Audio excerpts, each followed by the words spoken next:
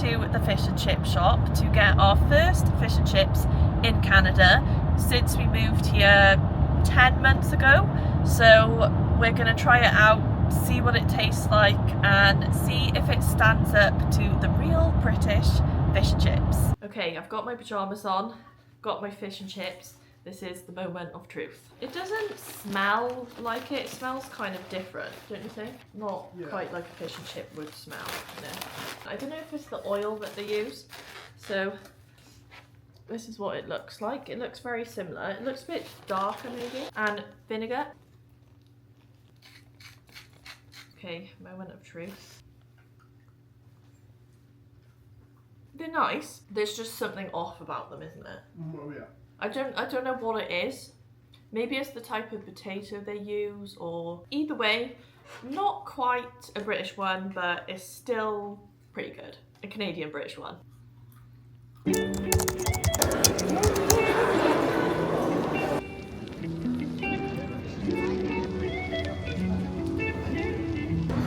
Oh.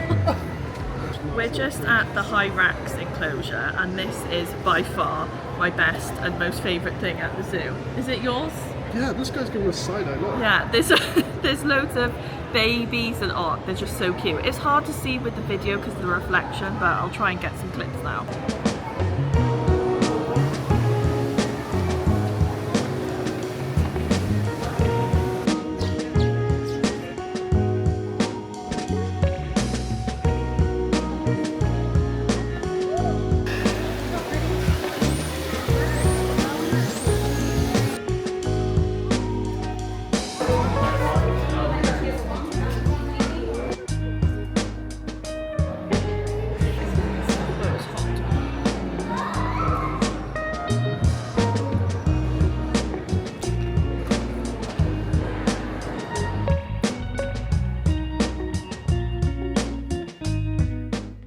My Kindle/book sleeve has arrived, and honestly I am so excited to open this. My manufacturer sent me the photos and honestly they look amazing compared to the last one. Okay, so let's open it together.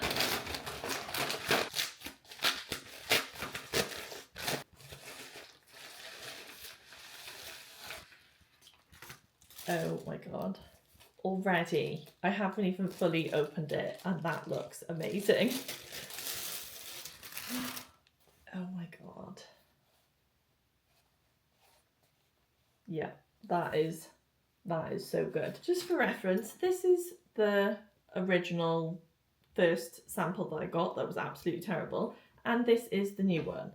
You can see just how much straighter, it's cleaner, just everything about it. Yeah, this is amazing. I absolutely love it. And they've even done the colour here, whereas the last one did black for some reason, and they've done pink obviously to match.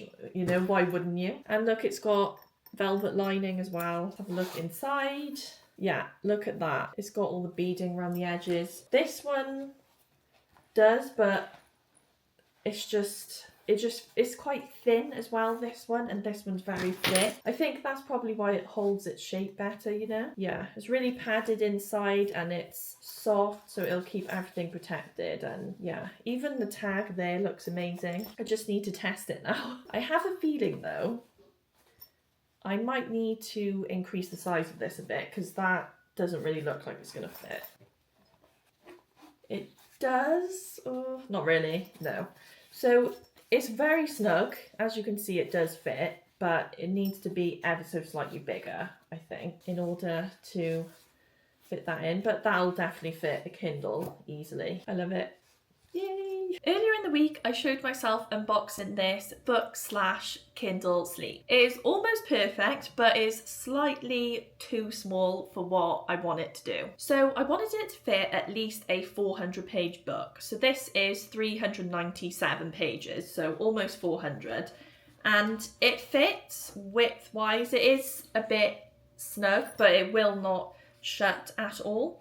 So I'm working on sorting out the sizing and making sure for the next sample I get it 100% spot on. Also as well, so the 400-page book is in there, the Kindle as well, which is meant to go in the front or inside if you want, is very hard to push down, as you can see. So I basically need to, I think as you can see here, it's bulging a lot. So I think I need to add about 1 centimetre here.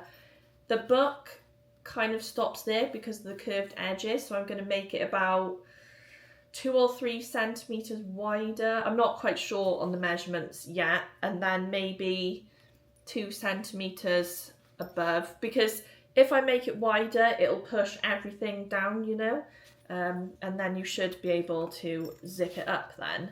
So that is what I'm working on currently. I thought I'd show you a bit behind the scenes. This looks really confusing, but I'll explain now. Basically, if you can see the blue outline here, this is the book, and this is where it rests with the current size. You can see that there's a bit of a gap, but these curved edges are stopping it from going down. This is kind of the gap, and this is where I want it to be.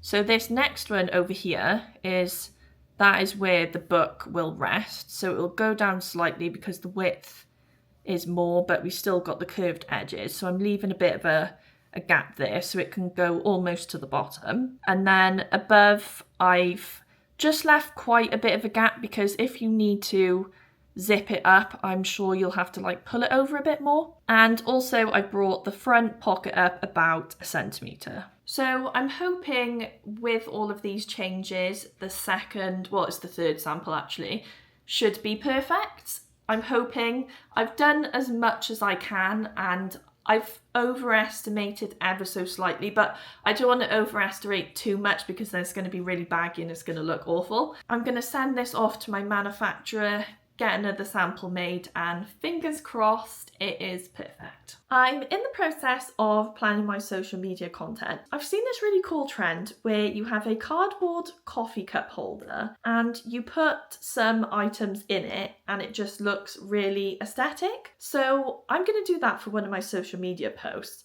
but I'm going to put my own products in it and create a kind of vibe with all the types of products. I'm going to include the book sleeve. Even though it's not finished or it's not the final one yet, I think it's still good to share the behind the scenes and everything. I've always done that and kept my community involved in every step. Please excuse the messy office, but this is the kind of vibe I was going for. I think that looks pretty cute. If I have a really nice background as well, I think, yeah, it'll work well. I just did the photo for the coffee cup holder trend. I did it out the back, so we've got a balcony and there's loads of lovely pine trees and everything, and there's sun. So I was like, okay, if I lean over the balcony slightly and hold it, I will get, you know, the lovely trees and the sun. And I almost dropped it. Honestly, my soul left my body. My heart was pounding.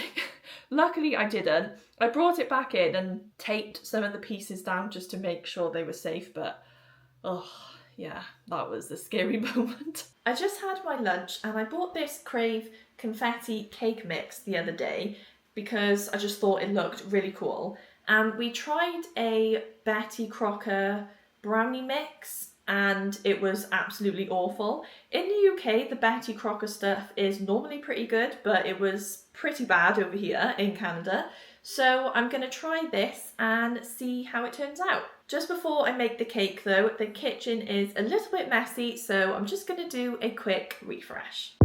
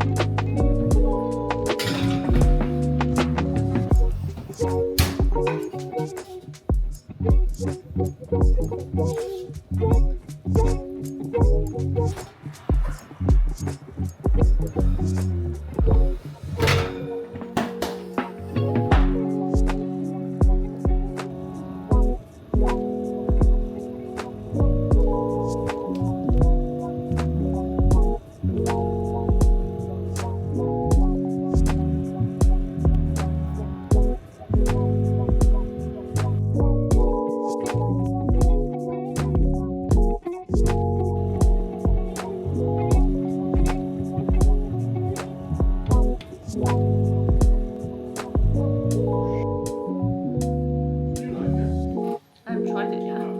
Literally just about to. That is everything for this week's vlog. I hope you enjoyed it. If you could like and subscribe, and I will see you in the next one. Bye!